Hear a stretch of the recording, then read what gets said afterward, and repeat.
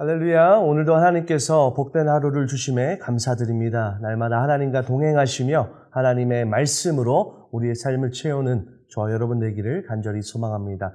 우리 함께 찬송가 365장 찬양하죠.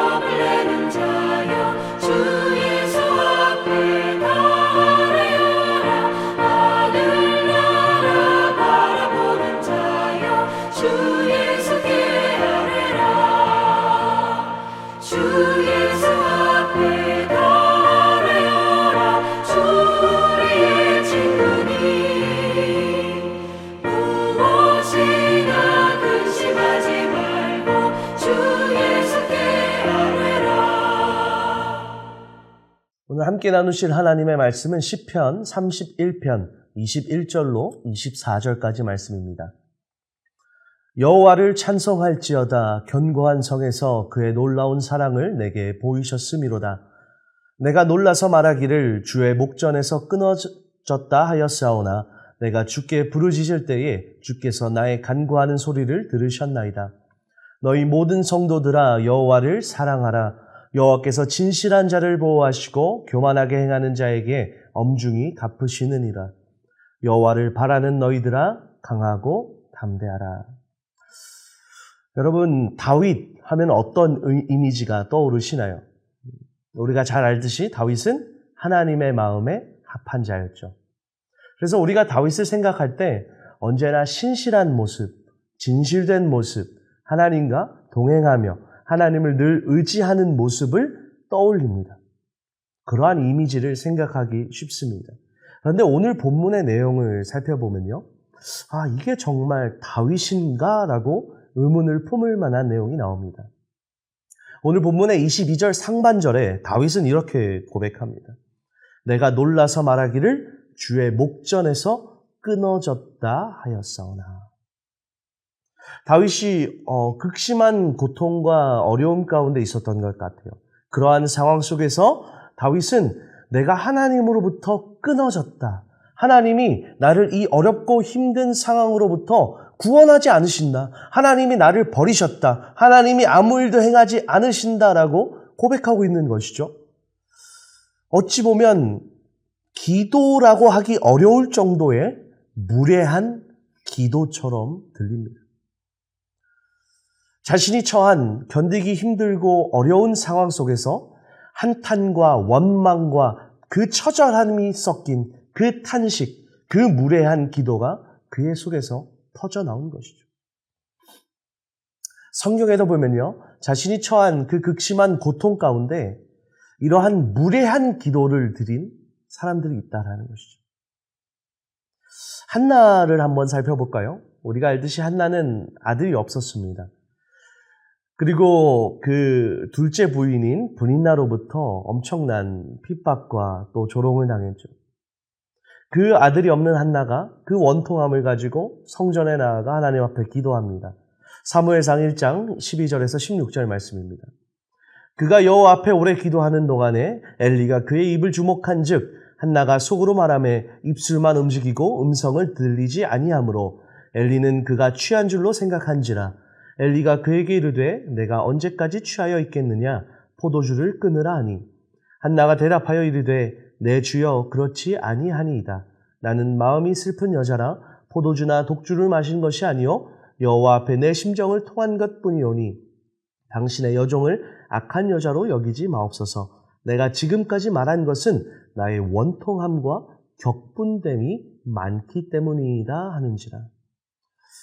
여러분, 한나의 기도가 어땠을까 한번 생각해 보세요. 아주 격식 있는 모습으로 묵도하듯이, 묵상하듯이 조용하게 하나님 앞에 기도했을까요?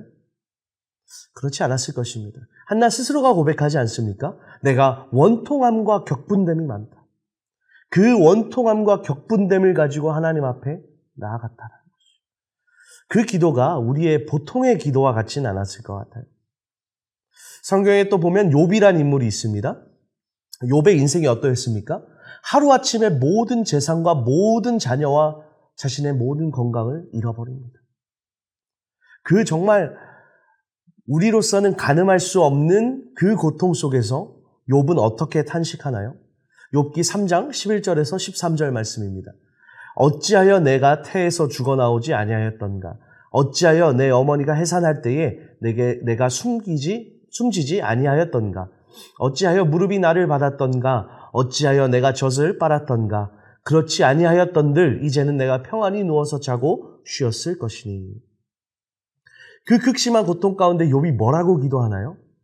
차라리 내가 태어나지 않았더라면 더 나았을 것이다 라고 기도하는 것이죠. 여러분, 이게 기도인가요? 기도처럼 들리세요?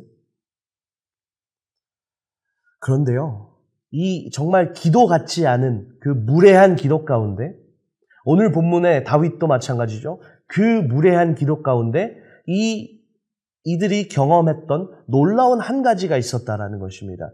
오늘 본문 22절을 다시 보실까요? 내가 놀라서 말하기를 주의 목전에서 끊어졌다 하였사오나 내가 주께 부르짖을 때에 주께서 나의 간구하는 소리를 들으셨나이다. 다윗이 무례한 기도를 드린 것이 하나님에 대한 믿음을 저버리거나 하나님을 원망하거나 하나님께 그저 불평하기 위함이 아니었다라는 것이죠. 만약 정말 다윗이 하나님에 대한 신뢰를 잃어버렸다면, 하나님에 대한 믿음을 잃어버렸다면 그는 기도하지도 않았을 것입니다. 그러나 그에게는 하나님에 대한 확고한 믿음이 있었다는 것이죠. 그러나 그는 또한 동시에 극심한 고통의 상황 가운데 있었다는 것입니다. 그러나 그 극심한 고통의 상황 가운데서도 다윗은 기어코 기도의 자리로 나아갔던 것입니다. 그리고 다윗은 자신이 간절히 부르짖었을 때 무례한 기도였지만 하나님에 대한 믿음과 신뢰를 가지고 하나님 앞에 부르짖었을 때 하나님께서 어떻게 하셨다고 고백합니까? 나의 간구하는 소리를 들으셨다라고 고백합니다. 비록 기도 같지 않은 무례한 기도였지만 하나님은 그 극심한 고통과 어려움 속에서 울부짖었던 그 다윗의 탄식, 그 무례한 기도를 들어주셨다라는 것입니다. 앞서서 얘기한 대로 한나와 욥에게도 마찬가지였습니다. 하나님께서는 그들의 그 원통함과 그들의 탄식과 그 무례한 기도를 들으셨습니다. 사무엘상 1장 19절 말씀입니다. 그들이 아침에 일찍 일어나 여호와 앞에 경배하고 돌아가 라마의 자기 집에 이르니라. 엘가나가 그의 아내 한나와 동침함에 여호와께서 그를 생각하신지라. 욥도 그 모든 고통의 시간을 통과한 후에 욥이 이렇게 고백하죠. 내가 주께 대하여 귀로 듣기만 하였사오나 이제는 눈으로 주를 배웁나이다. 여러분, 우리는 어떠한가요? 우리도 때로는 이러한 무례한 기도를 드릴 때가 있지 않습니까? 정말 너무 힘들어서, 너무 견디기 어려워서 마음 깊은 곳에서부터 터져나오는 그 한숨, 탄식, 기도조차 제대로 나오지 않고 그저 하나님 앞에 따지듯이 쏟아내는 그 무례한 기도. 여러분, 그 기도를 들으신 적이 있으신가요? 저는 많았던 것 같아요. 정말 어렵고 힘들고 제가 감당하기 어려운 그 고난의 시간 속에서 정말 하나님 앞에 정말 한나와 같은 마음으로 원통함을 가지고 쏟아내듯이 하나님, 뭐 하시는 겁니까? 하나님, 어디 계십니까? 하나님, 일하고 계신 거 맞으십니까? 저의 그 원통함과 그 비통함을 쏟아내었던 그 무례한 기도를 했었던 때가 있었던 것 같습니다. 그런데 놀라운 사실은요, 하나님께서는 그 기도조차도, 기도라고 부르기 정말 어려운 그 무례한 기도조차도 귀 기울여 들으신다라는 것입니다. 이것이 은혜이고 이것이 저와 여러분을 향한 하나님의 마음입니다. 우리의 모든 기도와 간구를 들으시는 분, 우리의 아주 작은 신음에도 귀 기울이시는 분, 극심한 고통에서 터져나오는 그 무례한 기도조차도 들으시는 분, 그분이 바로 우리 하나님 아버지심을 믿습니다. 그렇게 어떻게 보면 하나님께서 진정으로 들으시기 원하는 기도, 하나님께서 기뻐 받으시는 기도는 그저 형식적이고 가식적이고 상투적인 기도가 아니라, 그저 화려한 미사역으로 채운 우리의 기도가 아니라 우리의 진심이 담긴 그 기도가 아닐까 생각해 봅니다. 우리는 은연중에 생각하죠. 우리의 기도가 화려해야 되고 청산유수처럼 우리의 기도가 막힘이 없어야 된다라고 생각합니다. 화려한 미사여구와 고급진 단어들로 나의 기도문을 작성해야만 그 기도가 좋은 기도라고 생각합니다. 그래야 하나님께서 들으신다라고 생각합니다. 그런데 정말 그런가요? 오늘 본문의 다윗은 23절에 이렇게 고백합니다. 너희 모든 성도들아 여호와를 사랑하라. 여호와께서 진실한 자를 보호하시고 교만하게 행하는 자에게 엄중히 갚으십니다. 여호와 하나님께서 누구를 보호하신다 말씀합니까? 진실한 자. 그래서 시편 145편 18절 말씀은 이렇게 말씀하는 겁니다. 여호와께서는 자기에게 간구하는 모든 자, 곧 진실하게 간구하는 모든 자에게 가까이 하시는도다. 하나님께서 분명히 말씀하십니다. 내가 진실하게 간구하는 자에게 가까이 하겠다. 여러분, 우리의 기도가 진실되기를 소망합니다.